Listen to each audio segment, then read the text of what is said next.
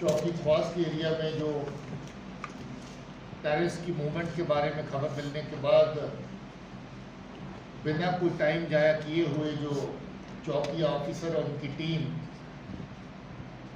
और हमारी local VDC के मेंबर जिन्होंने सबसे पहले वहां से इतला हासिल की, उन्होंने मिलकर के ऑपरेशन लॉन्च किया,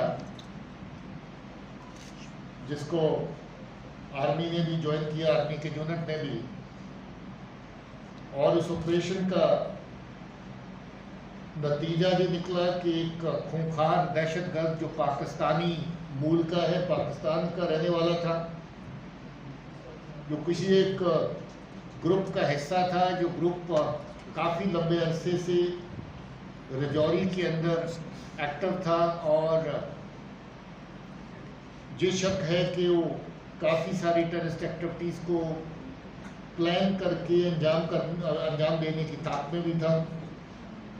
और ये भी शक है कि कुछ एक्टिविटीज़ में वो शामिल भी रहा होगा, क्योंकि फॉरेन टेररिस्ट की जहाँ पर कोई ख़ास पहचान नहीं होती जब तक वो मारा नहीं जाता, उसके बाद ही छोटे मोटे जो डॉक्यूमेंट्स, जो चीज़ें उनसे मिलती है, उसके बाद उसकी पहचान होती है। लोकल हलकों में उसको पहचानना मुश्किल होता है। तो ये एक कामयाब ऑपरेशन जिसमें हमारी चौकी के ऑफिसर और उसके जवान साथियों ने और वीडीसी ने मिलकर के सब्सिक्वेंट आर्मी की सपोर्ट के साथ जो ऑपरेशन किया, जिसमें इस आतंकी का, दहशतगर्दी के सरगुना का सफाया हुआ इस एरिया में। वो ऑपरेशन लंबा अरसा चलता रहा और उसके बाद जो वहाँ से भाग निकले आतंकी, उनकी भी हॉट चेक चलती रही। और कुछ दिनों के बाद, लगभग 10-12 दिन के वक्फे के बाद, एक और दहशतगर्द जहां से रियासी के रास्ते पे चलते हुए पहाड़ी से नीचे गिरा हुआ, मरा हुआ पाया गया, जिसके बारे में पहले ही इतला एडीजी जम्मू और इनकी टीम और डीआईजी उधमपुर अपने मीडिया की ब्रीफिंग में दे चुके हैं।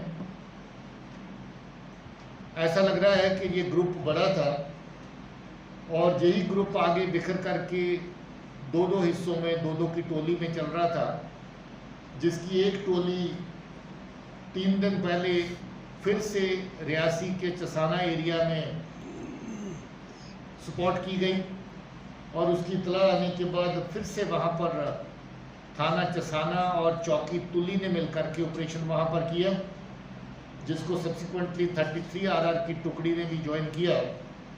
वो ऑपरेशन अभी भी जारी है। उस ऑपरेशन में भी एक दहशतगर्द अभी तक मारा गया है, जो लगता है कि पाकिस्तानी मूल का है। उसकी पहचान और बाकी चीज़ें सब्सिक्वेंटली शेयर कर ली जाएंगी, मगर अंदाज़ा है कि वो भी पाकिस्तानी ओरिजिन का है। और उसका दूसरा साथी जो उसी जगह पे शामिल था, वो वहाँ से किसी वजह से रात को बहुत तेज़ बारिश हुई। वो ऐसा इलाका है जहाँ पर लाइट की प्रोविज़न कम होती है, और वहाँ से वो रात के अंधेरे में बच निकला। उसकी तलाश अभी जारी है। हमारी पुलिस की पार्टियाँ, रियासी पुलिस की और बाकी लोग उसके सर्च में अभी लगे हुए हैं, और मुझे उम्मीद है कि वो पार्टियाँ कामयाब होंगी उसको लोकेट करने में और न्यूट्रलाइज करने में। मैं इस टीम को शाबाशी देता हूँ, क्योंकि इन टीम की अच्छी शुरुआत को लेकर के अभी तक एक के बाद एक ऑपरेशन आगे बढ़ता चला जा रहा है। और मुझे उम्मीद है कि इसके साथ जुड़े हुए जितने भी लोग हैं, उनको पुलिस और फोर्सेस मिलकर के उनका सफाया करने में कामयाब होंगी। रजौरी और पुंछ के खित्ते में पिछले कुछ अरसे से दहशतगर्दी की कार्रवाइयों को बढ़ावा देने के लिए पाकिस्तान की साजिश को लेकर के, जहां पर जो ग्रोह पाकिस्तान की तरफ से इन्फिल्ट्रेट करवाए जा रहे हैं, कुछ यहाँ पर दहशतगर्दी की कार्रवाइयाँ उन्होंने की, मगर जिस तरीके से हमारे लोगों ने, पुलिस ने, फोर्सेस ने इस एरिया डोमिनेशन और सुरक्षा को मजबूत किया है, जिस तरीके से बड़ी तादाद में ऑपरेशंस जगह जगह लॉन्च किए गए हैं, ऐसे ग्रुप्स को बहुत जगह तो इन्फिल्ट्रेट करते हुए उनका सफाया किया गया, और जो बचे हुए लोग आगे निकल के आ गए, उनका भी एक के बाद एक करके सफाया हो रहा है। मैं रजौरी और पुंछ की टीम, पुलिस की, सिक्योरिटी फोर्सेस की, आर्मी की, इनको इन अच्छे ऑपरेशंस के लिए, कामयाब ऑपरेशंस के लिए मुबारकबाद देना चाहता हूं, जहां पर फिर से हम लोग जो एरियाज हमारे थोड़े बहुत सिक्योरिटी की दृष्टि से कहीं कमज़ोर थे उनको फर्दर बीफ अप किया गया है, कर रहे हैं। और किसी भी सूरत में जहाँ पर आतंक का सर उठने नहीं दिया जाएगा उसको कुचला जाएगा। जहाँ पर पुलिस और फोर्सेस के साथ साथ वीडीसी बहुत हद तक एक्टिव हो चुकी हैं। वीडीसी जिस तरीके से हमारे ऑपरेशन ग्रिड के अंदर शामिल हो रही है वो काबिल तारीफ है। इसके साथ जो बाकी सिविल जराए हैं वीडीसी के बाहर, जो हमारे शहरी हैं, आम लोग हैं, वो हमारी मदद कर रहे हैं। उसके लिए मैं हम वीडीसी के मेंबर और बाकी सिविलियन साइड से जो लोग हमारे ऑपरेशनल ग्रिड के अंदर काम कर रहे हैं उनको भी मुबारकबाद देता हूं, उनको भी शाबाशी देना चाहता हूं। मुझे उम्मीद है कि ADG Kashmir, DIG range, SSP जिला, बाकी जो सिक्योरिटी फोर्सेस है उनके जो ऑफिसर और उनकी टीमें, आर्मी के ऑफिसर उनकी टीमें जिस तरीके से काम कर रही हैं, हम पाकिस्तान की हर नई साजिश को नाकाम करने में कामयाब होंगे। जैसा आप देखते हैं कि जहाँ पर बॉर्डर पे इन्फिल्ट्रेशन करते हुए बहुत सारे ग्रुप्स का अभी तक सफाया हुआ है, ये अपने आप में कामयाबी का एक नया मापदंड है, एक नया मेयार है। जहाँ पहले धड़ाधड़ इनकी इन्फिल्ट्रेशन कामयाब तरीके से होती थी, वहाँ बहुत हद तक इनकी इन्फिल्ट्रेशन की कार्रवाइयों को नकारा किया गया, नाकाम किया गया है और इन साजिशों का पर्दाफाश करते हुए उधर से आते हुए ग्रुप्स का नाश किया गया है। इस कार्रवाई को बराबर जारी रखा जाएगा। मैं चंद रोज पहले जहां एक आर्मी के सेक्टर में सिक्योरिटी का जायजा लेने के लिए आर्मी के ऑफिसर्स को भी मिला था, वहां पर एरिया की सिक्योरिटी के दृष्टि से किस तरह की ज़रूरतें हैं और उसमें पुलिस कहां पर उनका सहयोग कर सकती है, सहयोग करने की जरूरत है। पुलिस की एडिशनल टुकड़ियाँ उस एरिया में तैनात कर रहे हैं ताकि आर्मी के साथ साथ बाकी फोर्सेज और पुलिस भी सिक्योरिटी ग्रिड को बॉर्डर के साथ और पुख्ता करें। ये कार्रवाई फर्दर जारी रहेगी। रजौरी के साथ साथ पुंछ, दोनों जिलों की बॉर्डर ग्रिड जो है उसको पहले से ज़्यादा ऑगमेंट किया गया है, स्ट्रेंथन किया गया है और इसको और मजबूत किया जाएगा ताकि इन्फिल्ट्रेशन के जो टेंट पार से हो रहे हैं उनको हर सूरत में रोका जा सके और जो दहशतगर्दी नया रूप लेने की कोशिश इस एरिया में कर रही हैं उसका खात्मा किया जा सके। मैं इसके साथ साथ आज हमारे डीआईजी रेंज ने 2 हिस्सों में जो किताब लिखी है जहां पर दहशतगर्दी के बारे में जितना भी डाटा, जितनी भी इंफॉर्मेशन ज़रूरी होती है, इन्होंने बड़ी मेहनत करके उस इंफॉर्मेशन को तैयार किया है।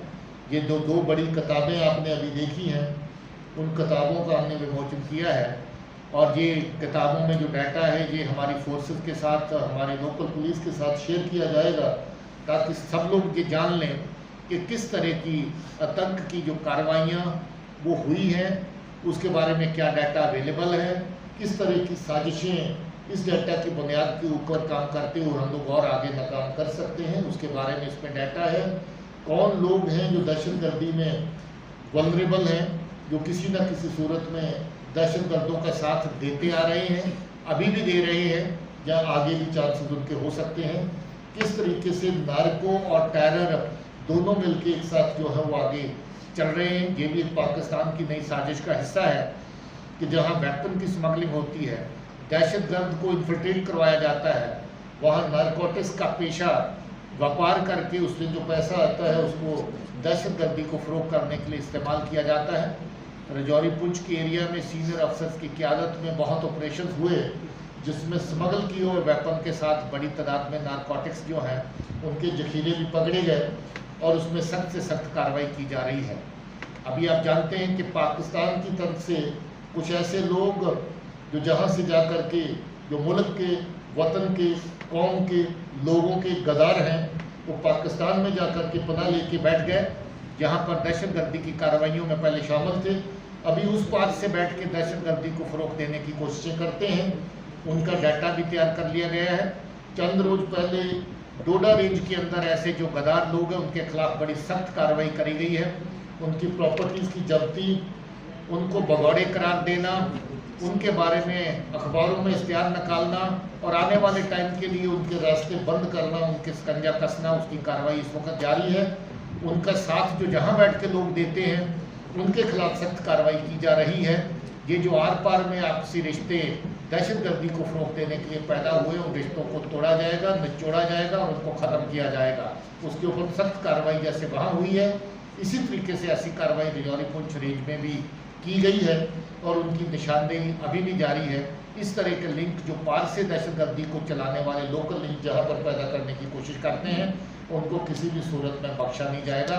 सख्त से सख्त कार्रवाई उनके खिलाफ की जाएगी।